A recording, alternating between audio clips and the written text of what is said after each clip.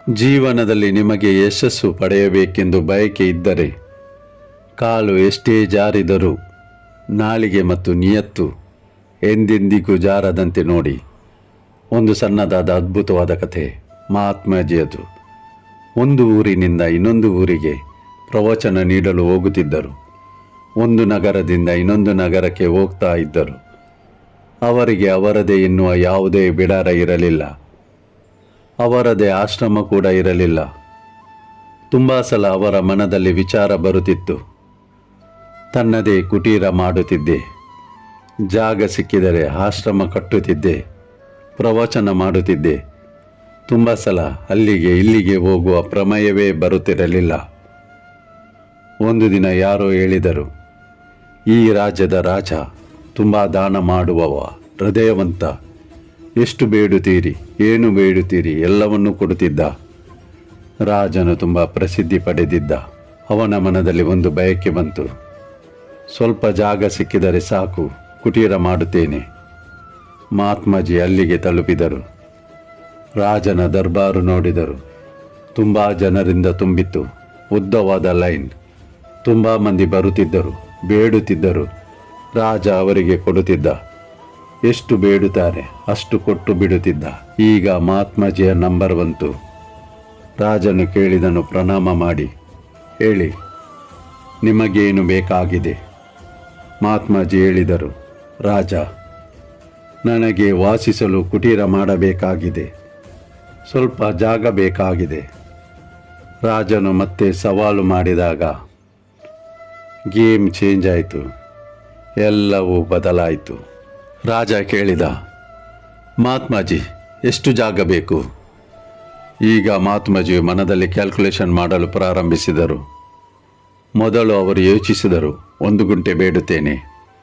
ರಾಜ ತುಂಬ ಹೃದಯವಂತ, 2 ಗುಂಟೆ ಬೇಡುತ್ತೇನೆ. ಮತ್ತೆ ಯೋಚಿಸಿದರು, 5 ಗುಂಟೆ. ಅವರಿಗೆ ಅನಿಸಿತು, ದೊಡ್ಡದೇ ಆಶ್ರಮ ಕಟ್ಟುತ್ತೇನೆ. ಮತ್ತೆ ಮತ್ತೆ ಜಾಗ ಬೇಡುವುದೇ ಯಾಕೆ, 10 ಗುಂಟೆ ಬೇಡುತ್ತೇನೆ. ಅವರು ಯೋಚಿಸುತ್ತಾ ಇದ್ದರು.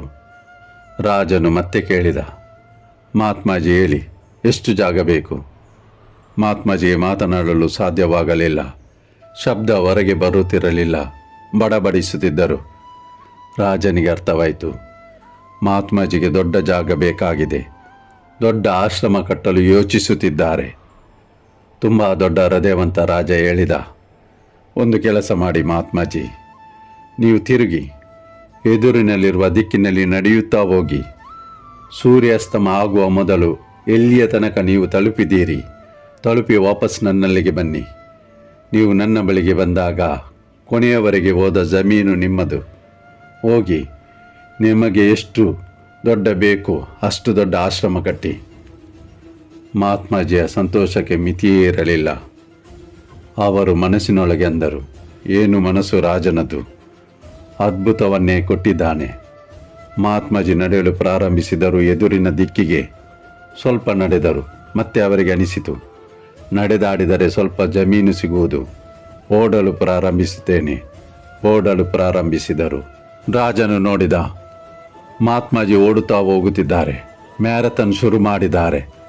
ರಾಜನು ತನ್ನ 2 ಕುದುರೆ ಸವಾರರನ್ನು ಕರೆದು ಹೇಳಿದ, ಅವರ ಹಿಂದೆ ಹೋಗಿ ನೀರಿನ ವ್ಯವಸ್ಥೆ ಮಾಡಿ ಹೋಗಿ. ಬಾಯಾರಿಕೆ ಆದರೆ ನೀರನ್ನು ಕುಡಿಸಿ. ಬಿಸಿಲಿನ ಸಮಯ ಮಧ್ಯಾಹ್ನವಾಗುತ್ತಾ ಬಂತು.